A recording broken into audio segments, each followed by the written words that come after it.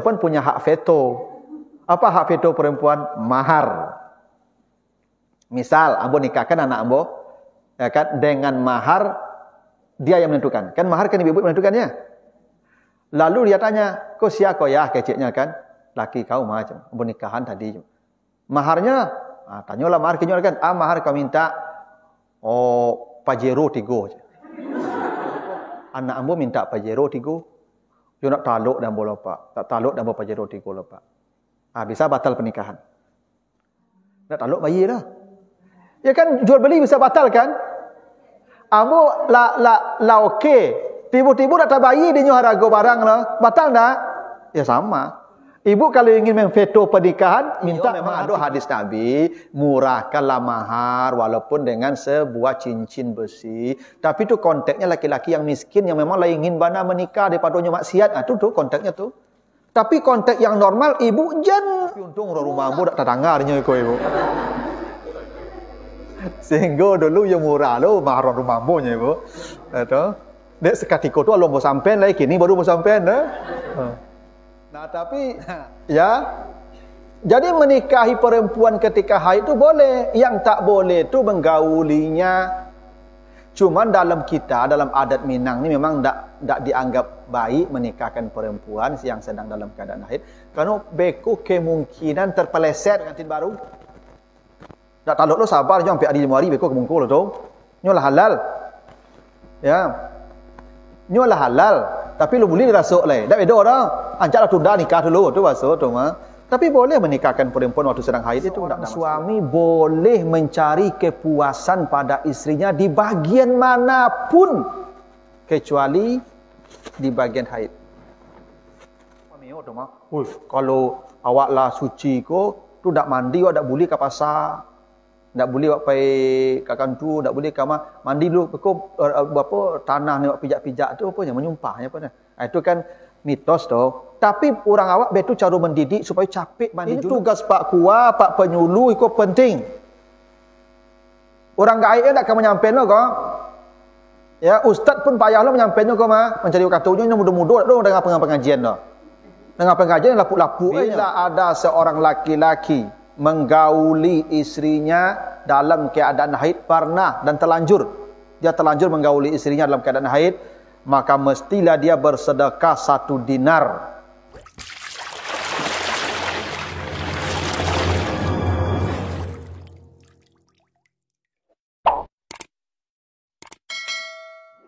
Assalamualaikum warahmatullahi wabarakatuh. Alhamdulillahi rabbil alamin. Assalatu wassalamu ala asrafil anbiya'i wal mursalin wa ala alihi wa ashabihi ajmain. Bapak, ibu-ibu sidang taklim An-Nisa.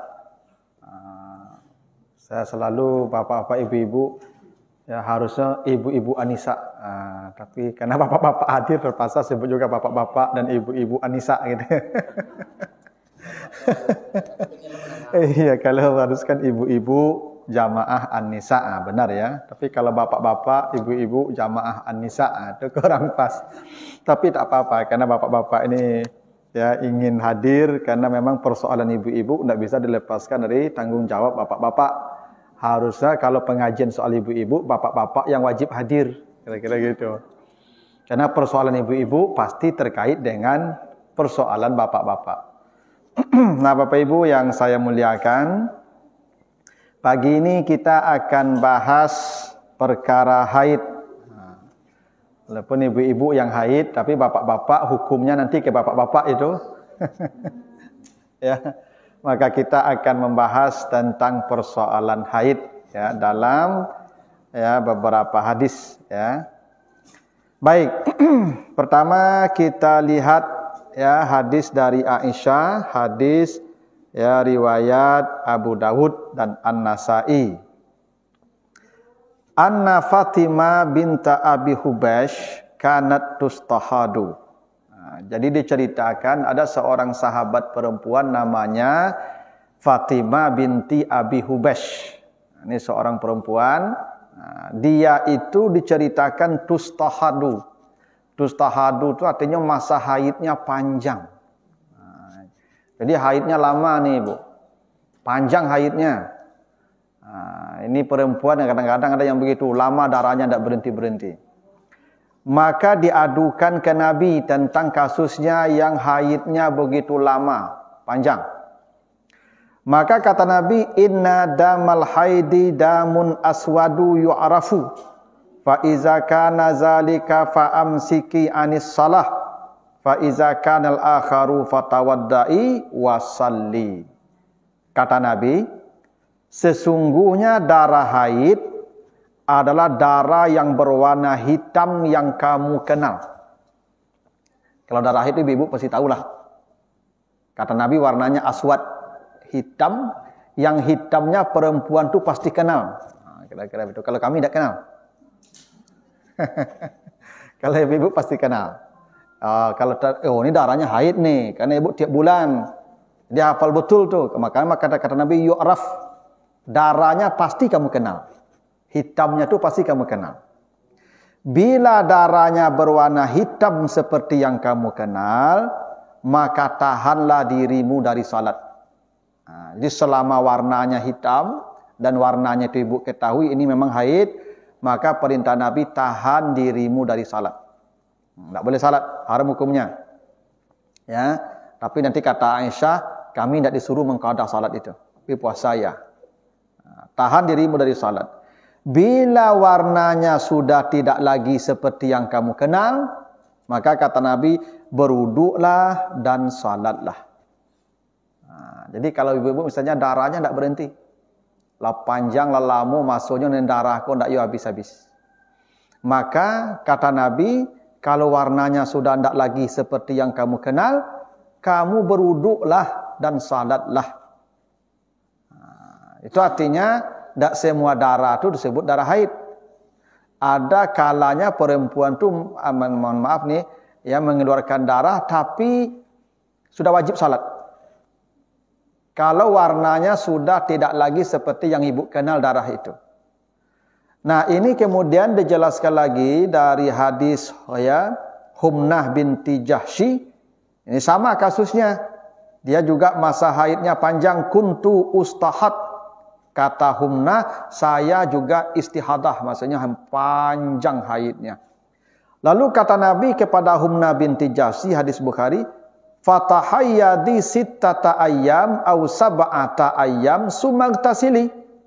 Haidlah engkau 6 hari atau 7 hari, kemudian mandilah. Jadi ini menjadi dasar oleh para ulama untuk menetapkan haid yang standar maksimalnya itu 6-7 hari. Walaupun ada perbedaan pendapat di kalangan beberapa mazhab, misalnya Hambali, misalnya Syafi'i dan Maliki, itu maksimal 15 hari. Karena Syafi'i ini hati-hati ibu. Jadi kalau dalam mazhab Syafi'i itu 15 hari maksimal haid. Lebih 15 hari maka ibu wajib salat.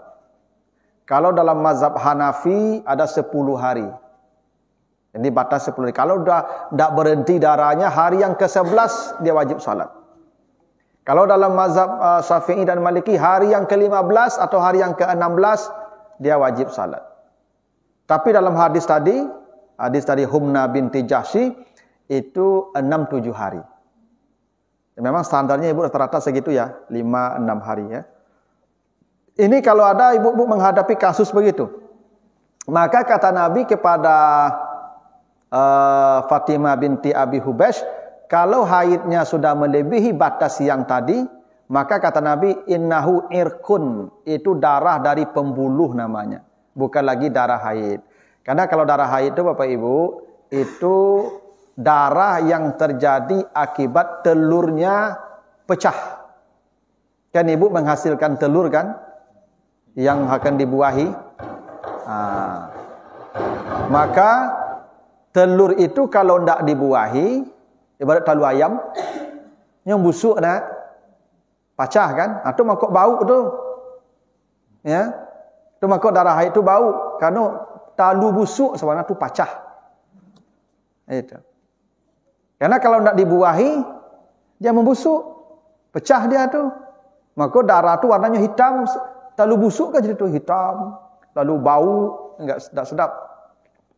Maka kalau darahnya tidak seperti itu, makanya itu bukan haid. Kata Nabi, engkau mandilah, engkau salatlah. Tetapi ada ketentuan untuk orang seperti ini, tawadda'i li kulli salatin.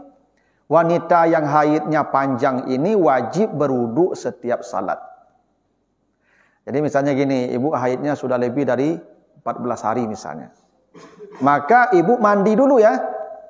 Mandi dulu. Kata Nabi, sumaghtasilu, mandi dulu. Ightasili, mandi. Nanti setelah ibu mandi, berarti ibu sudah dianggap suci dari junub namanya itu. Maka ibu kalau mau salat berwuduk.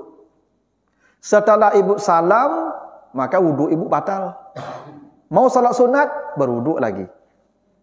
Tak boleh ibu pakai wuduk itu untuk salat sunat. Karena untuk perempuan yang sudah haidnya begini, keadaannya panjang, dia tak boleh salat, wuduknya itu tak berlaku untuk banyak ibadah. Beda dengan kita yang normal nih ibu. Ibu wuduk subuh tadi, bisa untuk zuhur. Bisa untuk asar. Bisa untuk subuh lebih besok. Ya, kalau yang tak lalu, tak kantui ibu. Bisa mah untuk subuh besok. Ya, bisa jadi ibu tak lalu-lalu kan. Tak kantui ibu lah. Bisa hadis wuduk subuh yang ini, bisa untuk subuh besok. Ya.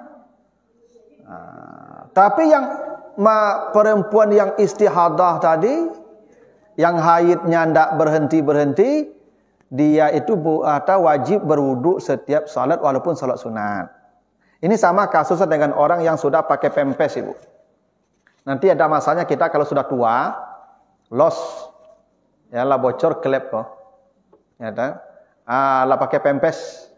Jadi ibu kalau pipis setari.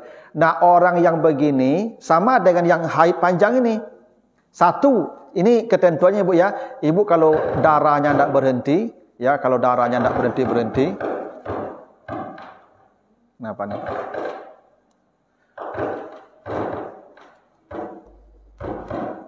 Bapak ibu kalau darahnya tidak berhenti, dia punya ketentuan sama dengan pipis yang tidak berhenti tadi.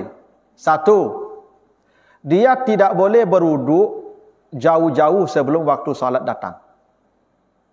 Kalau yang normal sekarang ni ibu, kita bisa wuduk untuk zuhur mulai hari ini. Mulai saat ini ibu sudah boleh berwuduk untuk zuhur. Tapi yang istihadah, yang darahnya tidak berhenti atau yang pipis yang tidak berhenti tadi, ibu baru boleh berwuduk setelah waktu salat datang. Ya. Lah datang waktu salat ibu boleh berwuduk. Dengan catatan ibu mengganti dulu pembalutnya atau pempesnya. Ya.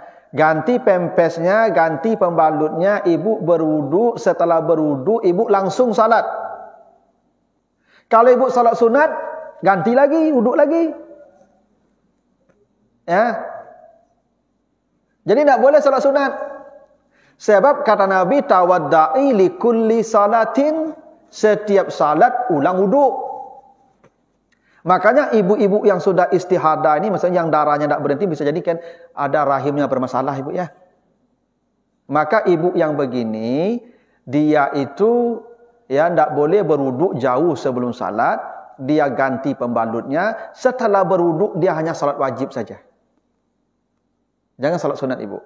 Kalau salat sunat ibu boleh, tapi ulang lagi wuduk. Ya, ganti lagi pembalut ibu. Maka ibu yang seperti ini salat wajib saja. Habis salam ibu, maka wuduk ibu habis, ibu dianggap tidak suci lagi itu. Kalau ibu mau salat sunat, ganti lagi pembalut ibu, wuduk lagi, salat lagi. Itu boleh. Nah, sama juga orang pipis panjang-panjang tu ibu ya. Jadi dia sebelum wuduk, sebelum salat, dia waktu salat datang berwuduk, ganti dulu wuduk, salat langsung. Selama salat itu pipis mengalir atau darahnya mengalir, itu dimaafkan Allah. Benda tidak masalah lagi itu. Selama pipis, sama juga orang kantui. Ada orang kantui kalau tidak berhenti dia ibu, kantui panjang saja. Wuduk kantui, wuduk kantui, wuduk kantui, wuduk kantui itu. Lah, iyalah tidak ada remnya lah. Bisa jadi di usia tua kita nanti kita begitu tuh ibu. Ya, bisa jadi kita nanti kalau sudah tua ada masanya begitu. Ya, batuk kantui, ya kan. Ya. Kalau ada orang-orang yang seperti itu, dia berwuduknya ketika waktu salat datang. Habis itu dia langsung salat wajib. Habis itu selama dia salat itu kantuk-kantuk, ya dimaafkan Allah, tak apa-apa. Ya tapi saran saya, kalau lata kantuk-kantuk itu tu jangan ke masjid semayang naik. Beko orang tak tahan orang beko lo kan. Dia kalau mengerti orang kau sawak la blong rem kau kan. Kau tak mengertinya bah, kajang-kajangnya digalak beko kantuk belakang kantuk je panjang kan. Laka menggaduh orang ya semayang namo tu mah. Kalau lah situ tu di rumah salah le. Sakit namo tu mah. Sakit tu tak masalah le tu. Pahala berjamaah tetap diberikan Allah. Nah, jadi itu ketentuan kalau perempuan itu disebut ya dengan istihadah. Darah haid yang tidak normal. Jadi normalnya darah haid dari hadis tadi 6-7 hari. Itu maksimalnya. Walaupun dalam mazhab Syafi'i 14 atau 15 hari. Dalam mazhab Hanafi ada 10 hari. Nah, kalau memang darahnya tidak berhenti, maka mandi lagi. Wajib mandi dulu. Setelah mandi berwuduk untuk salat langsung. Dan tak boleh berwuduk jauh-jauh sebelum waktu salat datang. Setelah salam, maka ibu berhabis lagi wuduknya. Kalau mau salat lagi, ganti lagi dan berwuduk lagi. Ini sering nih ibu-ibu. Ketika awak merawat orang gaib awak, kanyolah tua bangka. Kebanyak kau? Lapa pempesnya. Ya. Ibu-ibu yang pempes tu, ya sebenarnya orang yang pakai pempes ibu tidak perlu juga disuruh berwuduk lagi, suruh tayamum saja, ganti tayamum saja. Karena dia sudah sakit. Ya, tayamum habis itu dia salat, tapi tayamum pun sekali tayamum satu salat kan? Tidak boleh juga untuk beberapa salat kan? Itu ketentuannya kalau dia sudah disebut perempuan yang istihadah. Ini ada kejadian kalau ibu-ibu ada gangguan di di rahimnya.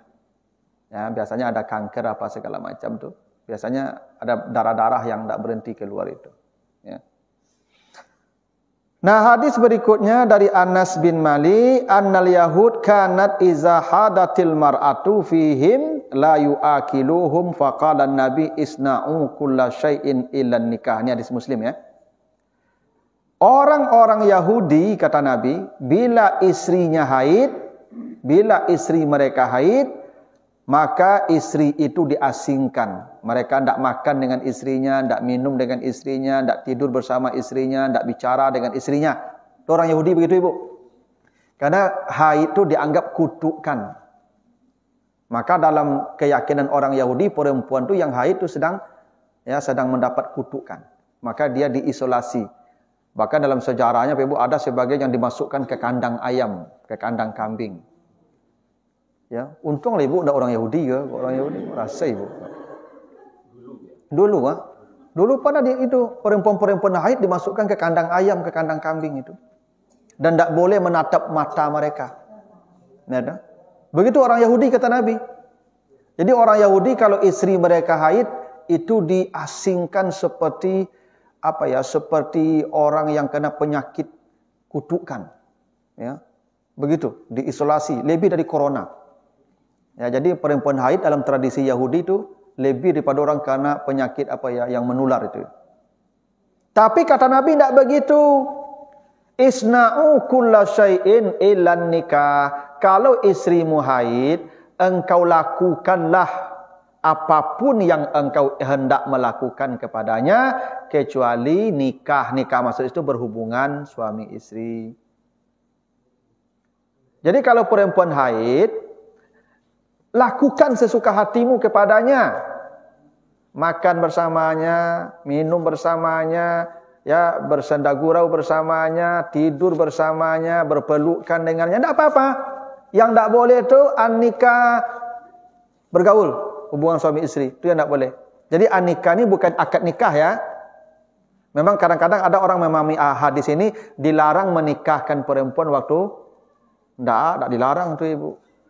Wanita yang sedang haid itu boleh dinikahkan sah. Kenapa? Karena wanita itu tidak mesti hadir di tempat pernikahan. Yang mesti hadir itu wali dan mempelai yang akan ijab kabul serah terima barang. Bisa tidak jual beli salam ibu? Barang di gudang. Penjual dan pembeli transaksi di luar gudang. Boleh tidak? Boleh. Kan ijab kabul transaksi itu antara pemilik ayah dan pembeli suami. Ambo nampak dia ambo laki-laki ni legak saleh pe ibu, anak gadi ambo ada di rumah kan. Tu mau panggil Mariang, ang le namo nikah jo anak dan, ko fotonya. Oh, lai pak je. Ambo panggil saksi langsung tu mah. Lah ambo nikahkan satri, saya nikahkan engkau dengan anak saya terima menikahi anak bapak. Sah. Langsung bapak pulang laki-laki ke lai. Tiba rumah bertanya anak gadi ambo sia ko ya, laki kau macam lah, boleh tu, boleh. Sah. Eta. Boleh pak. Tak mesti dikasih tahu. Karena anak gadis itu milik ayahnya. Kalau milik ayahnya kan sesuka hati ayahnya. Dan ayahnya tidak mungkin mencelakai anaknya. Tidak mungkinlah saya mencelakai anak perempuan saya. Dengan kasih sayang sarawat saya celakakan dia. Tentu saya pilih yang terbaik untuk dia. Pasti itu. Cuman dianya yang tidak tahu. Karena anak-anak yang seperti itu tuh, yang muda-muda tuh, dia bapak ibu dia belum punya ini. Makanya cintanya buta. Enggak, cedik kambing rasa coklat dia. Itu. Makanya untuk anak-anak gadis, Pak Ibu, bapaknya yang memilihkan suami untuk dia. Tidak dia. Kecuali janda. Kalau janda minta persetujuan dia. Tidak boleh begitu. Bu, janda yang punya pengalaman. Nyolah tahu yang baik yang buruk untuknya. Kalau anak gadis, lalu itu. Maka anak gadis kau tidak perlu minta persetujuan dia. Walaupun dalam beberapa mazhab, ia minta setuju juga. Tapi kan perempuan punya hak veto. Apa hak veto perempuan? Mahar. Misal, ambo nikahkan anak ambo, ya kan, dengan mahar dia yang menentukan. Kan mahar kan ibu-ibu menentukannya. Lalu dia tanya, kau siapa ya keciknya kan? Laki kau macam, ambo nikahan tadi. Maharnya, tanyalah mahar kenyo kan? Mahar kau minta, Pajero 3. Pajero 3 macam tu. Bagai cik ambo ka minantu ambo ko, anak ambo minta Pajero 3. You nak taluk dan bola pak. Tak taluk dan bola Pajero 3 pak. Bisa batal pernikahan. Bisa. Nak taluk bayi dah. Ya kan jual beli bisa batal kan? Ambo la okey. Tiba-tiba nak bayi dia harga barang lah. Batal tak? Ya sama. Ibu kalau ingin memveto pernikahan, minta mahar tinggi. Itu caranya. Itu kenapa mahar itu haknya perempuan, bukan hak wali, ibu. Mahar itu haknya ibu-ibu. Dan disitulah hak veto ibu. Untuk menerima dia atau tidak. Kalau dia tidak sanggup bayar mahar, berarti mundur. Berarti batal pernikahan nanti. Kan belum digauli. Kalau belum digauli kan bisa batal pernikahan, tidak apa-apa. Ya, tidak masalah. Jadi ibu-ibu makanya mahar tu jangan seperangkat alat salat juga. Rugi, ibu. Seperangkat alat salat tu ragu itu. Ibu kalau menikah minimal itu Avanza, minimal, ndak Innova. Ya, ndak kok perangkat alat salatnya. Itu.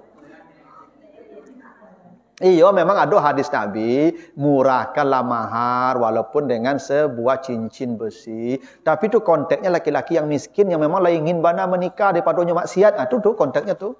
Tapi konteks yang normal, ibu jangan murah mahar. Ibu tuh nilai ibu tuh. Ibu kan dijual sabana tu mah. Orang akan menikmati ibu dalam tanda kutip, dia akan menikmati ibu. Ibu akan menyerahkan harga diri ibu, apa mahkota ibu kayaknya tu mah. Tak bisa ibu ambil murah itu, mahal itu. Tapi untung orang rumah ibu tak terdengarnya ibu. Sehingga dulu yang murah lo mahar rumah ibunya ibu. Itu. Dek sekatiko tu belum sampai lagi kini baru mau sampai dah. Nah tapi ya jadi menikahi perempuan ketika haid itu boleh, yang tak boleh itu menggaulinya.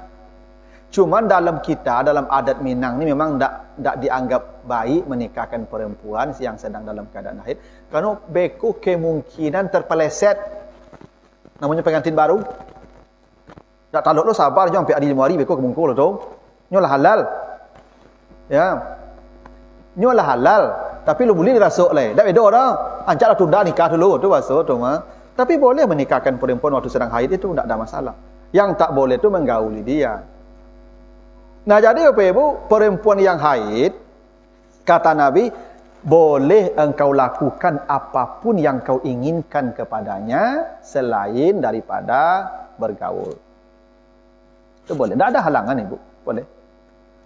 Bahkan hadis Aisyah menceritakan, kana Rasulullah ya'muruni fattaziru fabashirhi Fabashiruni wa ana haidun. Ini hadis Bukhari Muslim ini.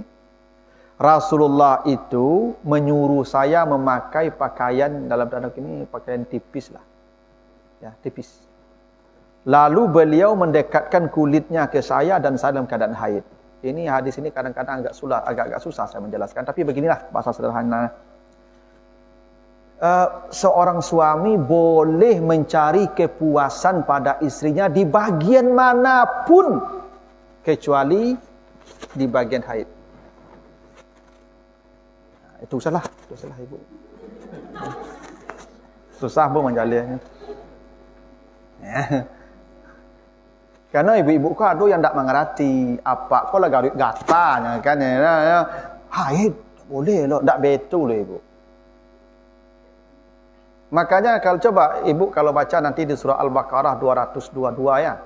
Al-Baqarah 222. Yas'alunaka 'anil mahid. Mereka bertanya kepadamu tentang perempuan haid. Katakanlah perempuan haid itu azza, dia sakit. Dalam pengertian haid itu penyakit kerana telurnya pecah, sakitnya tu. Itu maka ibu-ibu ketika haid itu emosi, sensitif, pemberang itu. Kan ibu sedang tak sehat. Ya, tak sehat ibu tu. Ketika haid itu ibu pemberang tu, ketika haid itu, sakit tu. Enak. Fisiknya sakit, jiwanya sakit, rohaninya sakit. Kan ibu tak salat kan? Tak beribadah kan? Ibu ketika tak berzikir, tak beribadah, setan dakik je ibu nak. Itu maka pemberang ibu ketika haid tu, setan dakik je ibu. Kerana marah-marah tu dari setan kata Nabi. Al-ghadabu minas setan, marah tu dari setan tu. Itu maka ibu-ibu yang sedang haid tu faham sepaknya sedang tak sehat, setan sedang dakik je nyo. Itu makanya berang-berang tu. Jadi kalau ibu ko berang-berang ketika haid pak, itulah bukti setan sedang dakik je nyo. Tu. Ya harus pahamnya begitu.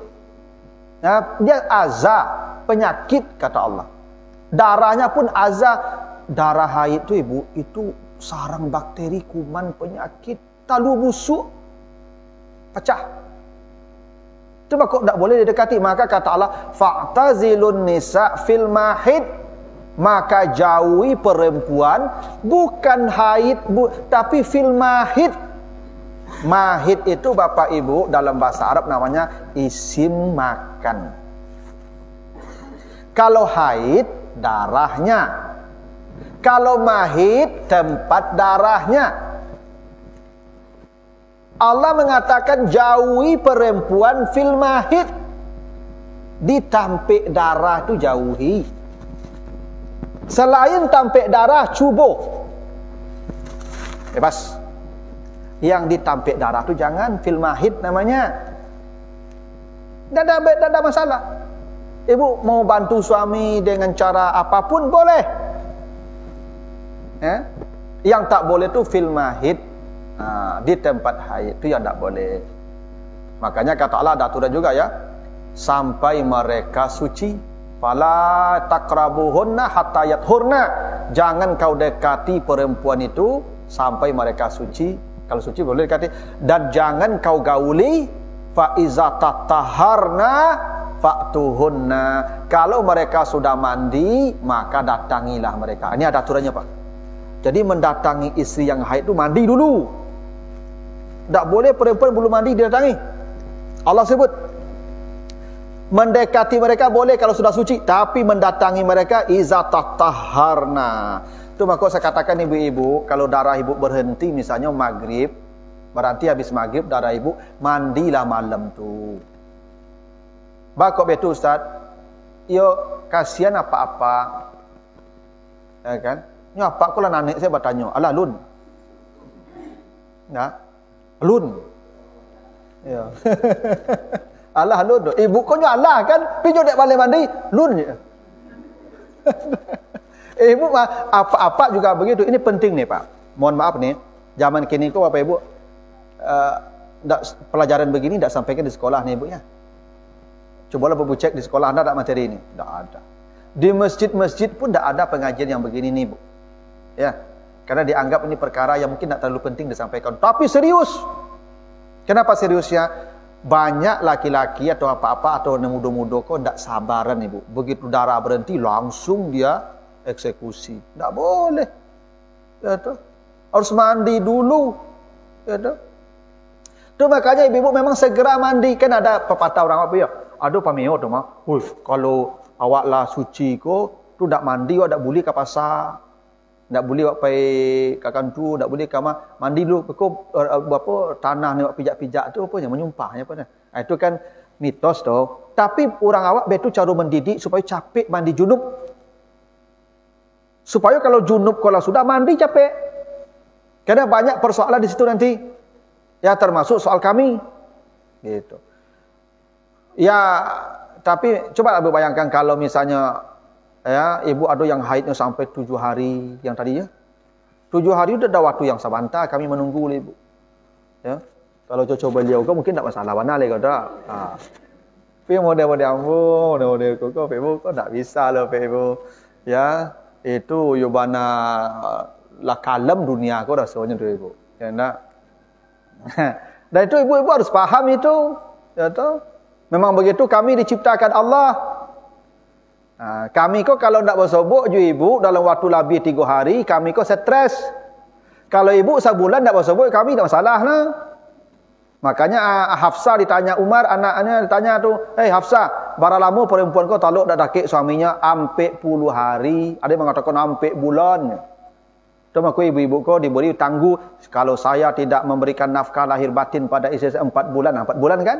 Kan ibu bisa tahan sampai bulan. Kalau kami tidak ibu, kami paling lama 3 hari. 3 hari itulah rasa mati kami itu. Itu maka ibu-ibu yang dinas luar, hari ketiga pulang lu. Tapi kau payah balik. Jangan sampai seminggu ibu dinas luar, apa kau lah. Lalu bagi polis di rumah, ganduang di rumah. Itu. Tak boleh tu. Tolong sampaikan ke Pak Kepala ni, Pak Kabak, Pak Kasubag. Ibu-ibu yang dikasih dinas luar hari ketiga pulang dulu. Atau telefon apa, kau pulang ambo lupa ya. Yo pulang dulu sini. Pulang dulu. Tu pilot. Tu aturannya ibu. Kau dah ibu berdosa kau. Tak bertanggung jawab buat tu mah. Ya. Tu maka ibu-ibu saya sarankan tak usah ibu-ibu jadi pejabat. Ibu jadi staf salah. Jadi pejabat lah. Kau jadi pejabat acut dinas luar kau nak. Tanya kau tu mah. Dosa ibu. Allah lah tu ibu cukup selama deko kau lah tak apa tu. Ibu, agama kau kan mencegah keburukan, mencegah kerusakan. Kami lah ingin bersobok je ibu. Ibu pulang 2 hari lain. Kesuratnya kami belanja lah ibu. Ya dah. Untung-untung dia penyabar, dia dapat suami yang saleh. Misalnya sabar. Kau enggak? Tak, bayar ikut tu. Makanya ibu tak usah jadi pejabat. Kau ada tawaran jabatan, ambo bertugas melayani suami ambo pak. Ya. Ibu kalau ada perintah atasan bisa tak ibu tolak? Tak bisa kan? Kalau staf kan kita aman ibu. Ya. Jadi Bapak Ibu kata Nabi begitu. Aisyah tadi bercerita, ya saya ketika haid itu disuruh pakai baju tipis dan Nabi mendekatkan tubuhnya ke saya. Maksudnya itu tadi itu. Seorang suami bebas melakukan apapun kepada istrinya ya toh, selama tidak di al-mahid di tempat haid. Ini tolong ini sebenarnya ibu tugas saya ini Pak Kua, Pak Penyuluh, penting ini menyampaikan ke calon mempelai. Penting Pak. Hei, angku besok kalau haid orang rumah tak boleh berhubungannya, haram. 1. Boleh berhubung kalau lah mandi orang rumahnya. Apa kecil lo kadang pedusi awak kalau haid wala kari yang mandi capek ya. Iya Pak. Itu aturan agama Pak.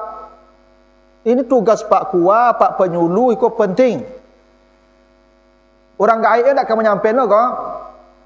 Ya, ustaz pun payahlah menyampaikan kau mah. Mencari katunya mudah-mudah dah dengan pengajian dah. Dengan pengajian lapuk-lapuk aja. Lapuk-lapuk apa perlu kau dinyo kau labi haidnya mah tak ada lah. Nak. Harusnya mendengar pengajian materi kau ada SMP, SMA tu nang nikah, nang kuliah tu Nela lapuk-lapuk tak perlu kau dinyo kau. Tapi minimal Bapak Ibu tolong Bapak Ibu sampaikan. Ya nak, terutama Pak Kua, Pak Penyuluh, ya toh kalau ada pengantin baru nikahnya calon mempelai itu tolong ikut yang kita sabui kenyo. Ya. Bawa dosanya mereka orang rumahnya mohon maaf nih berhenti darahnya sore atau maghrib tuh. Orang rumahnya dek malik mandi kan lanjut saja berhubungan Bu. Dosa kan? Karena kata Allah, kapan dia boleh mendatangi istrinya? Faiza tataharna, kalau istrinya sudah mandi. Fa'tuhunna, baru kau halal mendatangi dia. Nah, banyak aturannya tu. Nah. Mungkin bisa jadi ibu-ibu kau cok terlongsong dulu zaman dulu. Nah. Zaman jahiliah dulu kan terlongsong kan. Wah kini lah gaib mende kini gua.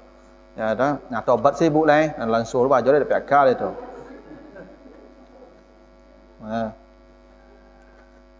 Lalu hadis dari Ibnu Abbas. Hadis riwayat An-Nasa'i, Abu Dawud dan At-Tirmizi, begitu juga Al-Hakim ya, dan Ibnu Hibban. Kata Nabi begini, fil ladzi ya'ti imra'atahu wa hiya haidun qala yatasaddaqu bi dinarin aw bi nisfi dinarin. Bila ada seorang laki-laki menggauli istrinya dalam keadaan haid, pernah dan terlanjur, dia terlanjur menggauli istrinya dalam keadaan haid, maka mestilah dia bersedekah 1 dinar. 1 dinar tu berapa tu? 1 dinar itu Bapak Ibu, dinar tu uang pitiameh kau mah. Dari dulu dapat tukar ya ragu kau. 1 dinar itu 10 dirham. Ya. 1 dinar tu 10 dirham. 1 dirham itu dari dulu sampai kini sekilo daging. Dari dulu sampai kini begitu. Ya. Jadi 1 dinar tu sekilo daging. Berapa daging sekilo? 150 kali 10. Berarti nyo basidaka 1 juta matui. Yang sudah terlanjur menggauli istri ketika haid, itu kafaratnya basidaka 1.500.000. Tapi kok bukan berarti ketika haid dak ba menggauli istri sedekah 1 juta matui beko, ndak betul tu Bu ya. Ini yang terlanjur kafarat namanya nih. Sama dengan kafarat puasa. Ibu bapak mohon maaf nih, berhubungan suami istri di siang Ramadan. Karena kafarat kan? Itu kalau terlanjur terlongsong, maka ibu atau bukan ibu, bapak, ibu enggak. Maka bapak tadi puasa 2 bulan berturut-turut. Kalau los cie ulang balik. Misalnya hari ke-59 lape ulang di nol balik. Makanya ikut penting ke pengantin baru ku ibu. Orang kini banyak menikah di puasa nak. Apa mengal menjelang puasa bekaja menikah orang ke ibu. Terlongsong beko. Makanya ibu-ibu yang punya menantu yang menikah menjelang puasa tu cali-calian siang tu. Kok ke kamarnya pacian gitu ibu. Ini awalnya mendekati ibu. Ya nak. Kan Nabi Adam dilarang jangan mendekati pohon kan? Bukan jangan kau makan pohon. Allah tak mengatakan jangan kau makan buah pohon, dan itu jangan kau dekati. Sebab mendekati itu beko makan beko tu mah. Ia perlu tu ibu. Kau ada yang pengantin baru siang hari itu jangan dakik-dakik. Mendakik tu beko lalu beko. Setan dah ada dakik-dakik. Oh nyu lalu beko tu mah. 2 bulan puasa tu mah baturut-turut ibu dak gara-gara lah tu. Ya, batal sehari ulang balik. Ya, 2 bulan duduk-duduk. Tapi hebatnya yang wajib puasa tu apa asalnya? Ibu enggak. Tu dalam hadis begitu. Kalau kau enggak mampu puasa, tu berilah makan 60 orang miskin. Oh, yang paling miskin ambo Nabi. Kecek enggak? Kecek Nabi waang lainnya. Ala bansai parangai banyak macam ya. Diambil lah korma.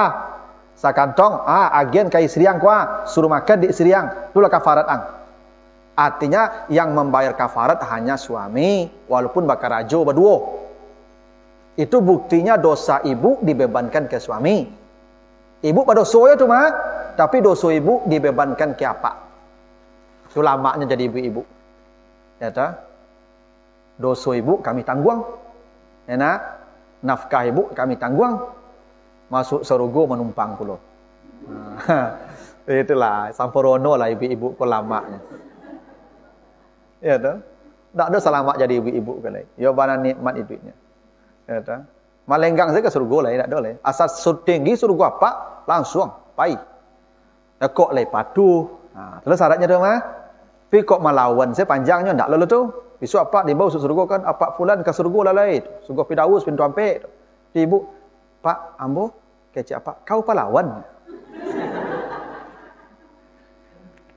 Itu. Nah, makanya ibu jangan lawan-lawan juga kami. Ya, patu-patu elok selaku. Asal kami suruh ya, ndak kata tujuanan tu supaya bisa menumpang masuk surga je kami. Gitu. Ha. Jadi orang yang terlanjur melakukan hubungan suami istri, suaminya itu wajib, istrinya enggak. Karena istri kan ditanggung suaminya. Ya dah, balunya kalau sedekah piti enggak ada lah. Zaman sesuk kan enggak ada yang pegawai negeri ibu-ibu kan. Kamu ni mau piti di suami saja nak. Kalau kini ibu kan pakai gaji. Nah, dulu perempuan kan tak mencarinya lah, menimba maku suaminya yang wajibnya. Maka suaminya wajib bersedekah 1.500.000 ukuran awak kini. Kalau berhubungan suami istri di masa haid dan itu bukan hanya soal membayar denda itu, Ibu. Kata Nabi, Allah tidak akan memandang orang yang di akhirat, Allah akan cuek. Ya, Allah tidak akan melaknat. Ya, Allah melaknat mereka yang menggauli istrinya ketika haid. Makanya, Masya Allah Bapak Ibu ya, ini aturan agama begitu. Memang pastikan betul berhentinya. Kadang ada apa-apa kok masih ada baca-baca le. Ya kan? Masih ada, mohon maaf nih, flag-flagnya. Tapi nya masih keluar sebenarnya tuh. Kerja Pak, dah bahagia tu. Seketik, tak boleh seketik Ibu, tetap dosa walaupun seketik.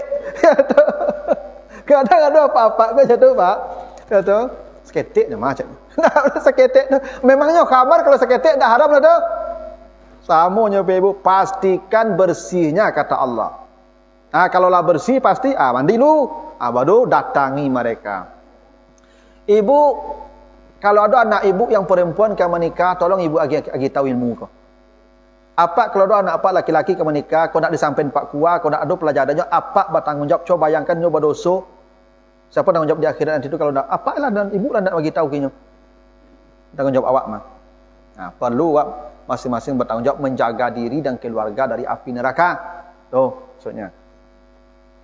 Nah, lalu hadis berikutnya, ini hadis dari Abi Sa'id Al-Khudri, ya, hadis Bukhari Muslim. Alaisa iza hadatil mar'atu lam tusalli wa lam tasum. Ini kata Nabi begitu ya, perempuan yang haid tidak boleh salat dan tidak boleh puasa. Tapi beda ketentuan, kalau puasa wajib diganti, kalau salat tidak perlu diganti. Dan menggantinya ini harus secepat mungkin. Ya. Makanya ibu-ibu kalau dalam perintah mengganti puasa itu pakai fa. Fa'iddatun min ayyamin ukhar. Fa itu maksudnya langsung takkib.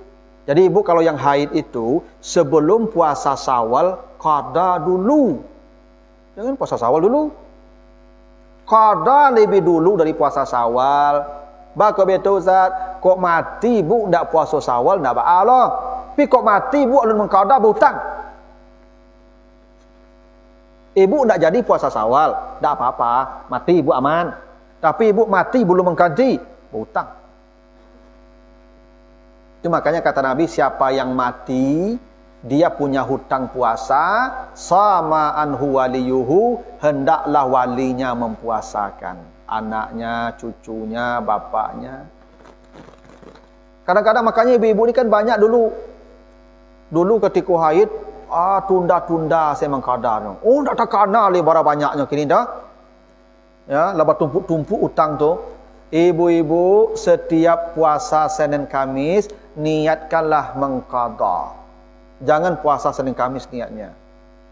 Karena kalau ibu puasa Senin Kamis niatnya, hutang ibu tidak berkurang. Kalau ibu niatnya mengqada, kalau ada hutang berkurang. Kalau hutang sudah lunas, jadi sunat otomatis. Yang niatnya wajib bisa turun ke sunat, yang niatnya sunat tidak bisa naik ke wajib. Itu ibu.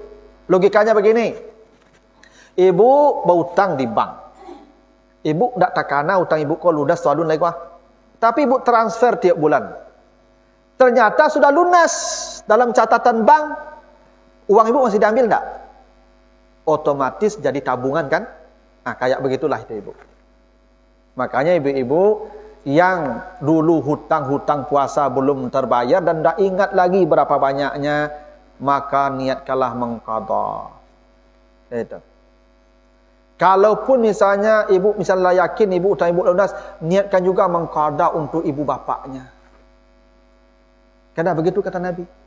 Siapa yang mati yang masih punya hutang puasa, maka digantikan puasa itu oleh walinya. Maka ibu kalau puasa Senin Kamis itu niatkan untuk ibunya dulu, menggantikan puasa ibu ambu. Kalau lalu lunas jadi sunat untuk awak, itu ibu. Karena boleh jadi ibu awak hutang dulu, ini tidak sempat berwasiat ke awak lah. Nah, itu penting tu ibu. Jadi kalau puasa ndak itu wajib diganti, kalau salat tidak. Nah, hadis dari Aisyah, lamma ji'na sarifa hittu qala Nabi if'ali ma yaf'alul hajj ghaira alla tatufi bil baiti hatta tathuri.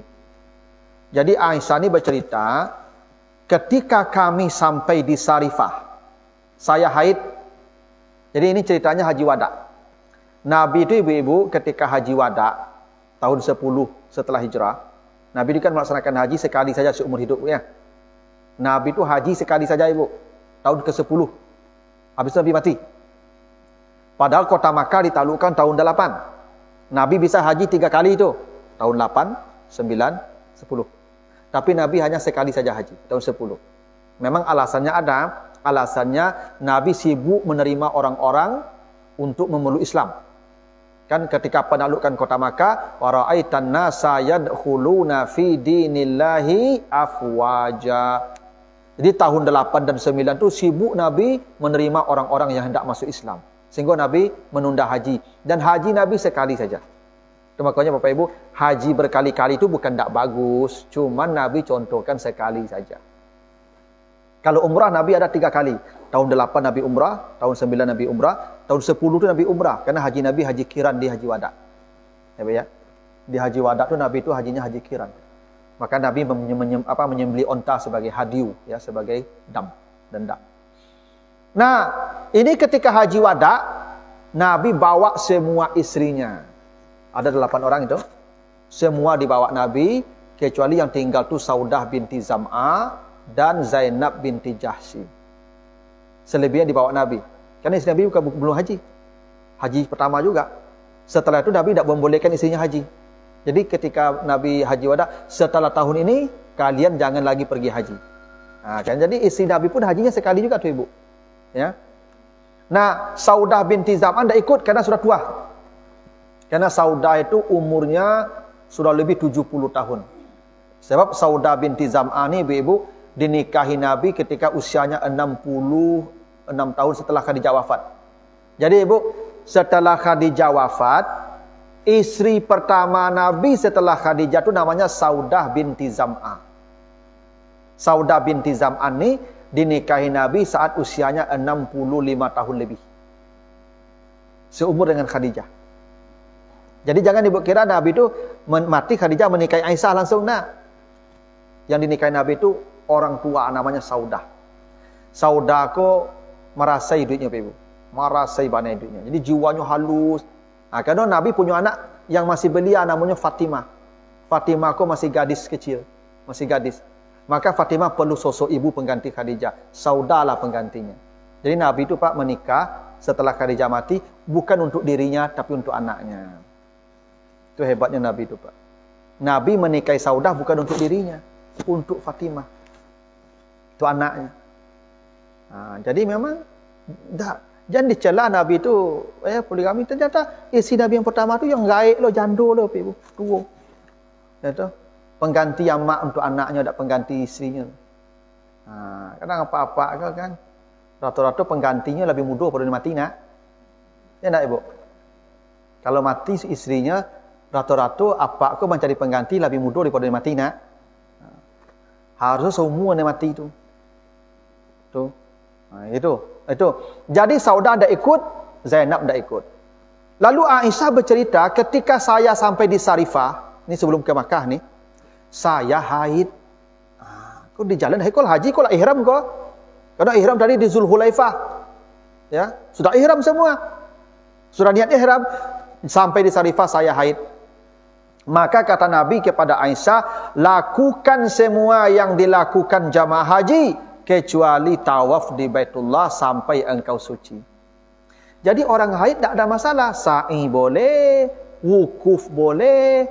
Yang tak boleh itu dia masuk Masjid Haram tawaf. Jadi orang-orang perempuan itu kalau memang haidnya misalnya cuma 4-5 hari, tak usah pakai obat penunda haid. Karena perempuan haid itu boleh melaksanakan ritual haji kecuali tawaf di Baitullah, karena di masjid. Dia boleh wukuf, dia boleh sa'i, dia boleh melontar, dia boleh mabit. Ya tak? Cuman dia awak kan Bapak Ibu kalau disiko kan dia lagi ubek penunda haid nak. Ya tak? Sebenarnya tak perlu. Ya. Cuman ibu-ibu kan kalau pergi haji tak dikasih obat penunda haid, beko tak sempurna, tak maksimal beribadah nah. Artinya banyak ibadah-ibadah yang tak terkerajuan beko tu. Mungkin ibu-ibu dengan alasan tu pakai obat penunda haid itu sebenarnya boleh aja. Cuman tak perlu. Kata Nabi, lakukan semua yang dilakukan jamaah haji kecuali tawaf. Jadi yang diharamkan bagi orang haid itu adalah tawaf, memegang Al-Quran, ya, lalu berhubungan, masuk masjid, salat. Nah, ibu-ibu yang haid itu tidak boleh masuk masjid. Allah sebut begitu. Ya, ketika kamu junub, jangan mendekati salat dan tempat salat illa abiri sabil, kecuali kalau masuk masjid seperti orang menyeberang jalan. Kalau masuk masjid seperti orang menyeberang jalan. Tuh, ketentuannya begitu ya. Jadi ibu-ibu boleh melaksanakan haji dalam keadaan haid kecuali tawaf, suci dulu baru tawaf. Bisa itu. Ya kecuali memang batas waktu haji kau memang ketat. Mungkin haji kau mungkin seminggunya. Ya enggak? Kan bisa jadi haji kau seminggu Pak Ibu. Tanggal 7 tiba di Makkah misalkan, tanggal 8 je lah ihram, tanggal 9 lah wukuf. Lepas tu pulang ke Indonesia lah. Kalau begitu tundalah, pakai lepel. Tapi tak mesti Bapak Ibu ya menunda haid itu, karena orang haid tak dilarang haji. Kecuali yang dilarang itu tawaf kata Nabi. Oke, lalu hadis berikutnya, ini hadis terakhir lah Ibu dah. Ini kalau ada pertanyaan selain ini saya persilakan. Hadis dari Ummu Salamah. Kanatin nufasa taqudu ala ahdin Nabi ba'da nifasiha arba'ina yauman.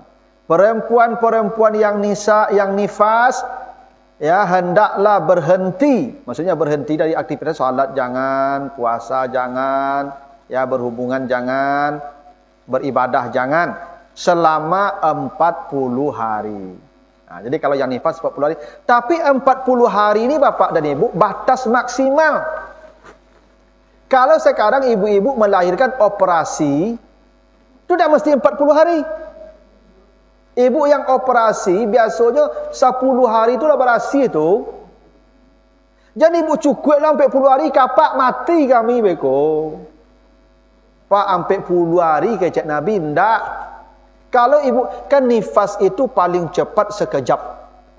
Lahir anaknya, sekejap berhenti nifasnya, habis suci dia. Maksimalnya 40 hari. Cuman ibu-ibu jangan memaksakan kami sampai 40 hari itu. Kalau memang ibu sudah suci, sudah bersih, beritahulah kami. Lah Pak.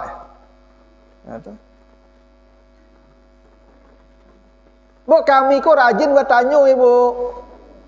Ya kan, Allah, ya. Lun. Itu. Maka zaman siswa ada betongnya jagung nah. Ya. Buat batu pe ibu. Tak batu di lemari itu tiap hari bangkit batu tu mah. Betongnya batu ke 20 lai. Mulai hari lai kan panjang tu pe ibu tu. Ya, kalau zaman kini ke pe ibu dan lah pakai operasi, tak mesti 40 hari. Kan prinsipnya suci. Ya kan Ustaz habis melahirkan. Ya kalau habis melahirkan itu kan soal teknis saja itu. Ya kan dia agak-agak lah. Janganlah garogo-pogo, saya kawan sakit pada itu. Itu soal teknis saja itu. Tapi jangan ibu-ibu memaksa kami harus sampai 10 hari. Sampai 10 hari itu batas maksimal. Gitu. Nah, begitulah ibu-ibu ya. Persoalan haid ya, yang haid ini walaupun ibu yang haid tapi implikasi hukumnya ke kami laki-laki ini. Maka ya semua orang harus memahaminya agar dia tidak menjadi maksiat di masa-masa yang ya, ibu diberikan keringanan dalam ibadah. Itulah kenapa ibu-ibu disebut kurang agama ya. Perempuan diciptakan kurang akal dan kurang agama. Kok kurang akal, tidak boleh jadi saksi. Perempuan boleh jadi saksi kan? Saksi laki-laki. Ya, itu salah satu kurang akalnya. Bakal kurang agama, nyo punya haid, nyo punya nifas, nyo melahirkan, nyo menyusui, ibadahnya banyak yang tidak maksimal, yang terhenti. Laki-laki tidak ada masa itu. Maka ibadah ibu seketik, nyo atau mau menumpang masuk surga jo kami. Aduh. Tuh. Mau menumpang masuk surga jo kami itu itulah tuh di ibadah ibu seketik. Paling-paling ibu beribadah yang maksimal kalau ibu jujur mungkin setelah anak lah kadang-kadang. Lah SMP anak ibu baru ibu beribadah maksimalnya nak. Ketika sajak menikah sampai anak-anak SMP itu ibadahku asal jadi situ. Ya tahu? Ah tu makanya menumpang jo kami. Asalkan lepas tu ke kami. Begitulah Bapak Ibu-ibu. Ada pertanyaan enggak ibu-ibu sampai sini? Silakan ibu.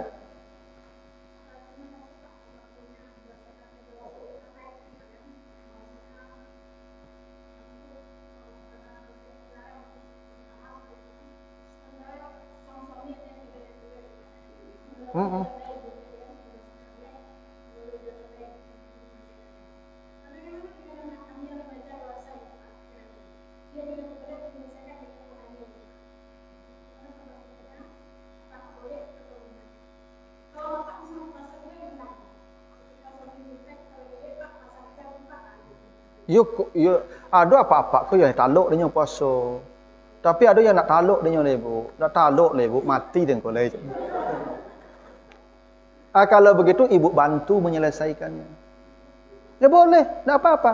Mohon maaf mungkin pakai tangan, mungkin pakai anggota tubuh ibu yang lain. Itu soal kita tahulah bagaimana kita harus membantu beliau. Ya toh. Itu kata Nabi kan begitu, ma fauqal izar. Halal seorang laki-laki mendatangi istrinya selama yang di atas izar. Izar itu kamban.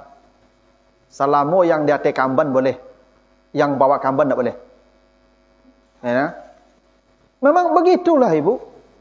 Memang suami istri itu kan begitu saling menenangkan. Kami kan litas kunu ilaiha. Kami mau menikah ibu supaya kami tenang. Itu tujuannya kami pun kalau tidak bosobok ibu, kami tidak tenang lah ibu. Ibu yang bisa menenangkan kaminya. Ibu pandai cara menenangkannya, pak caranya lah.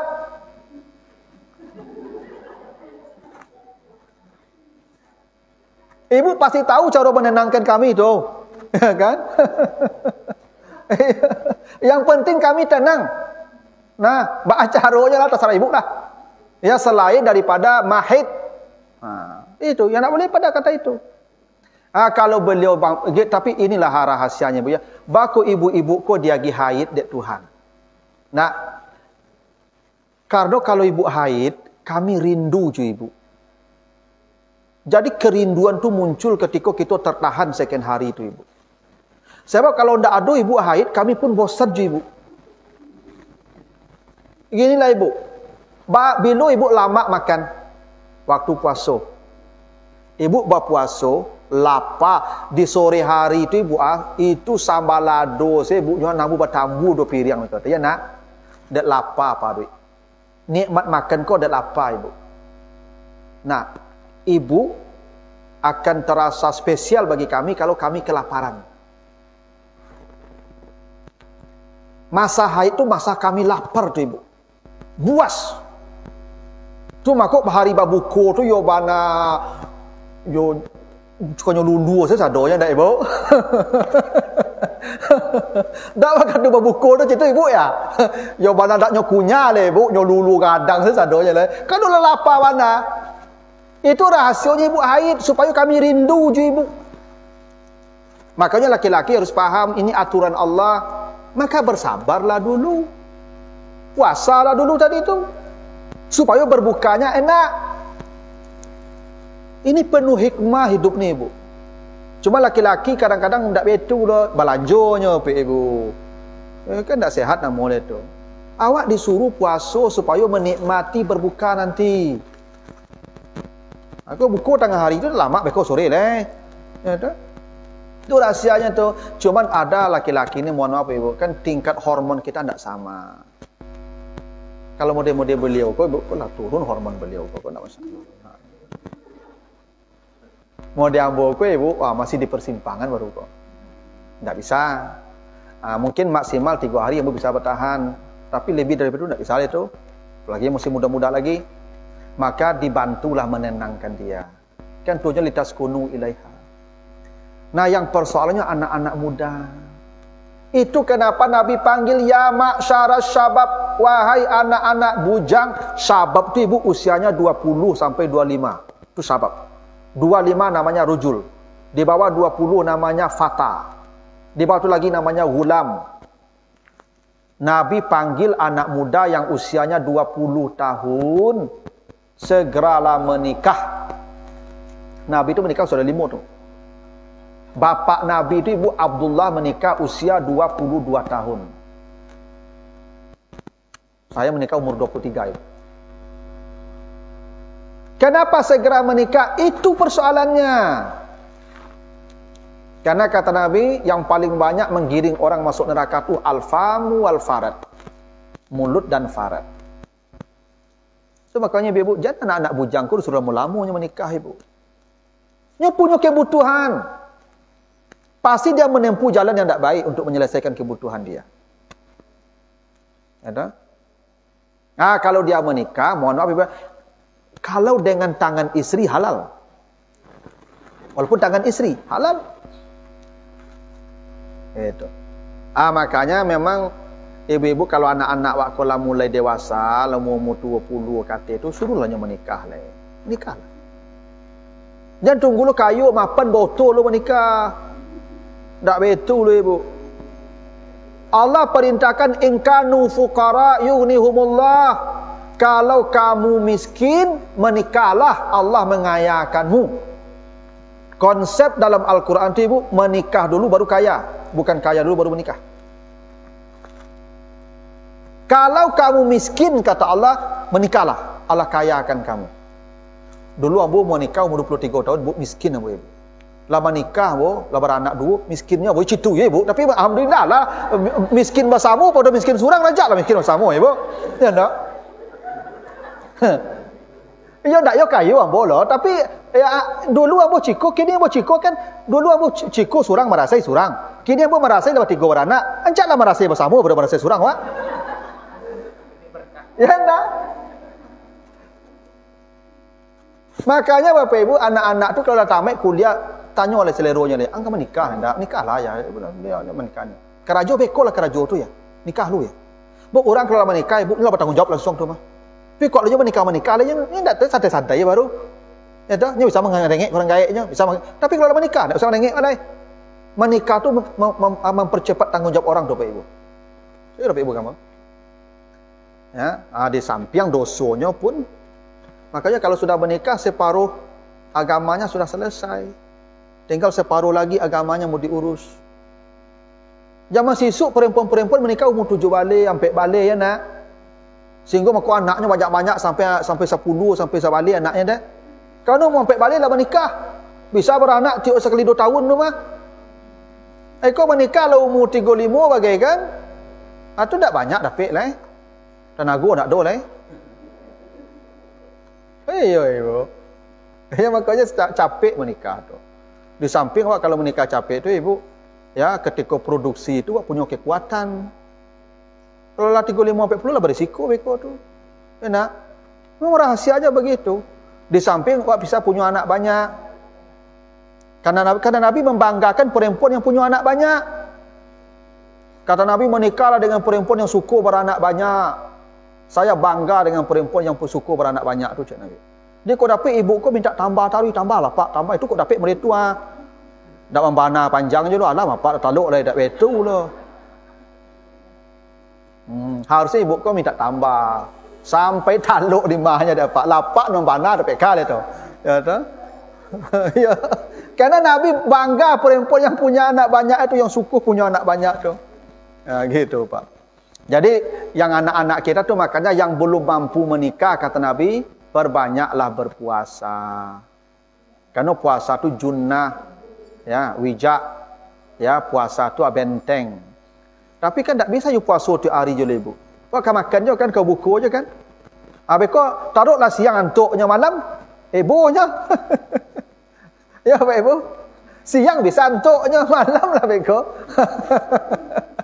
Ya makanya perlu ditenangkan. Yang menenangkan kami itu hanya perempuan. Makanya ibu kalau pergi jauh-jauh pasti kami gelisah. Pasti kami kacau balau. Itu dari awal saya kecil berkali-kali tadi itu, ibu tak boleh dinas luar aku lama-lama. Paling lama 2 hari.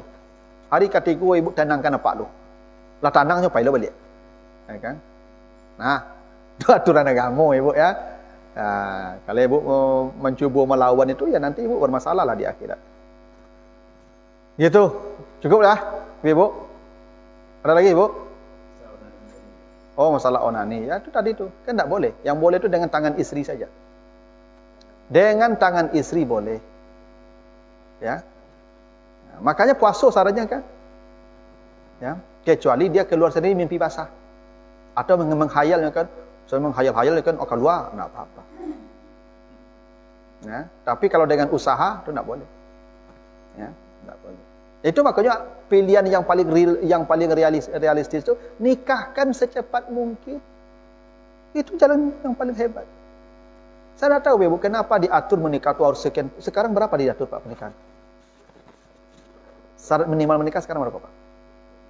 20. 18. 18 sudah ideal lah itu. Walaupun sebenarnya perempuan itu boleh menikah usia 9 tahun. Karena 9 tahun itu sudah balik. Haid. Reproduksinya sudah siap dibuahi itu. Umur 9 tahun. Tapi itu mungkin belum bisa mendidik anak dengan baik kalau dia melahirkan. Maka mungkin agak dimatangkan, tidak apa-apa. Coba ibu baca, Masya Allah. Cubalah cari anak-anak awak pergaulan SMP, SMA ibu. Takui awak jadinya ibu. Tabana takui awak. Anak-anak SMP itu ibu, lapa papa, lapa mamanya tu ibu. Awak saya tak papa mama ibu. Ini lapa papa mama tu ibu. Bayangkan ibu tu. Dasar pergaulan anak-anak kini ibu. Pakai HP kan? Ya tak? Mahasiswa aku ibu dikontrak-kontrakkan tu. Kini kau punya pakai auto, pakai Honda. Masya Allah di kafe-kafe. Ngeri. Ngeri. Maka pernikahannya bisa menyelamatkannya. Saya tuh ibu, di satu sisi ya, saya sering mendorong anak-anak mahasiswa saya tuh, kalau kalian sudah menemukan yang cocok, dan rasanya kalian tidak bisa menahan diri, nikah, temui bapaknya. Ada teman saya ibu, dulu waktu kuliah, perempuannya semester di bawah dia, semester 3, dia semester 5, seangkatan saya.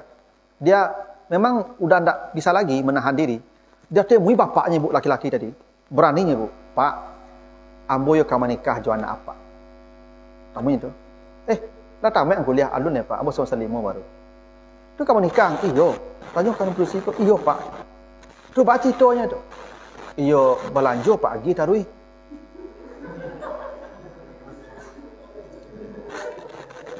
Iyo ibu. Ya kan? Jadi anak apa pagi belanja tarui. Nenek ambo dah gila belanja dia mak ambo tarui. Jadi kami kumpul di Padang. Kami serumah. Disetujui dia apaknya ibu. Masya Allah apaknya itu ibu. Dinikahi dia apaknya. Dan betul komitmennya. Apaknya normal bagi belanja kena laki-laki. Apak yang produksi pun normal bagi belanja kena produksi. Mereka tinggal di Padang serumah ibu. Tanang hidupnya ibu. Tak ada PK bioskop. Tak ada PK taplau. Tak ada. Mereka sudah nyaman ibu. Tak irit malah. Lah kamar cik berdua. Lah piring cik berdua. Lah periuk cik berdua. Tak irit tu ibu. Hati lah tanang. Tak ada gelisah lah. Dan kini ibu. Ya kan? Dan hebatnya ibu. Selama kuliah aku ibu berdua anaknya ibu. Anak pertama dikirim kapak dan produksi. Anak yang kedua dikirim kapak laki-laki. Iya ibu betul. Sampainya tamat ibu. Tapi anakku tetap nyerawat. Tapi yang kirim lah perawat punya kapak laki-laki. Kapak dan produksi bagi 2 anak tu. Komitmen orang kayaknya begitu. Kau anaknya selamat dari maksiat. Dan alhamdulillah sekarang dua-duanya jadi guru di muka-muka kini. Dua-duanya jadi guru. Memang jalan baik itu Allah mudahkan ibu. Kenapa kita takut? Ambo keceng ke anak produksi yang ibu. Kamu kalau nanti nampak laki-laki yang kamu sukai, bawa dia ke sini. Saya nikahkan. Saya jamin hidupmu sampai selesai kuliah. Saya yang tanggung. Betong ke anak ambo ibu, ke anak produksi ambo. Anak produksi kok bahaya ibu. Inyo bakih tinggal dinyo ibu. Laki-laki juga kerambi, dipijak-pijak, dilanyau, dipangannya, santan lah lagu ibu. Kalau laki produksi kok talu ibu, rata saya tak mau orang mencari lah ibu. Enak. Kini kok memang itu menyelamatkan pernikahan. Jangan diangkit-angkit anak produksi, diangkit pai malam pulang, tak bisa lah tu ibu. Coba yuk anak betul. Apa betul? Kamu kalau kuliah besok, you kalau kuliah, bilang ke saya, kalau nampak laki-laki memang serius, suruh dia kerja, akan saya marahi. Saya nikahkan, asalkan dia saleh. Hidup nanti saya kasih belanja selama saya masih kuat. Tapi jangan kemana-mana tanpa ikatan apa-apa. Itu Bapak Ibu. Kalau zaman kini kok memang harus ekstra Bapak Ibu anak-anak produksi. Ya, dunia dan dulu orang mensurik-suriknya Ibu. Ya ndak. Peduli surik jo karate bunga-bunga. Ya kan, Bandung dulu baru Jakarta. Cium dulu baru dibaca. Dak itu suruh dulu ibu ya orang jatuh cinta ya. Kini ndak le ibu, video callnya ibu. PC apa ni dah? PC-nya kini ibu. Pana ada mahasiswa ibu tersebar PC-nya ndak babu sana le ibu. Nauzubillah ibu. Padusi. Mahasiswa ambo. Tak kacau ibu tu. Dulu orang yang surik-surik ibu tu pun pakai kurir lah. Ya nak? Dapet surik tu dak tanggung kadang hati ibu bawa ke kamar berkunci, kamar bertunggu tengah malam bacanya. Tak langsung buka lah ibu, antuk orang sadar baru buka baca. Tak betul dulu ya. Nama aku dulu orang aman punya anak gadis pak. Oda tak do zaman sisuk lah kadang angket nak gadi orang kamar kadang angket oda tak do lah kau jalan kaki nyo siapa pak abiko tiba apa langsung kemang je paknya. Kalau kini bisa telepon janjian di mana nak. Dunia kini ko jangan buat anggap remeh dahsyat kini ko ibu. Tak kacau dunia kini ibu tu. Itulah persoalan kita. Begitulah Bapak Ibu ya. Mudah-mudahan tak manfaatnya, lebih kurang mohon maaf. Jika ada yang kurang berkenan, subhanakallahumma wa bihamdika asyhadu an la ilaha illa anta astaghfiruka wa atubu ilaika. Wassalamualaikum warahmatullahi wabarakatuh.